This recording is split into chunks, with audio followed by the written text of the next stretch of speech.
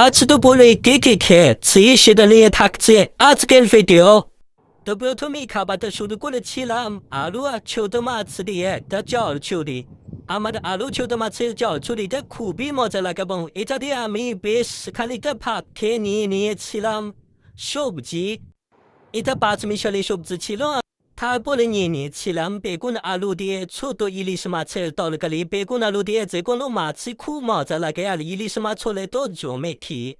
এই ইলিশ মাছ আমি একদিন ভাজা করেছিলাম, যে ভিডিওটা বেশ ভাইরাল গিয়েছিল। ছোট ইলিশও আর বড় ইলিশ, ইলিশ মাছকে কেউ টক্কর দিতে পারবে না ভাই। তারপরে নিয়ে নিয়েছিলাম এই কাছোয়া চাটা। এটা আমাদের এলাকার বেশ জনপ্রিয় একটা খাবার। নাচো রাজশাহী মানুষ তো এটা চিনেই থাকবে। সবশেষে আমি আরেকটু ভাত নিয়েছিলাম গরুর মাংস। মাংসের ঝোল দিয়ে ভাত তাকে সম্পূর্ণ মাখিয়ে মাংসগুলো একটু একটু করে ছিঁড়ে নিয়ে খাচ্ছিলাম। ভীষণ মজা হয়েছিল। তো এই ছিল আমার আজকের ভিডিও। দেখা হবে পরবর্তী কোনো ভিডিওতে। সেই পর্যন্ত সকলে ভালো থেকো, সুস্থ থেকো। আল্লাহ হাফেজ।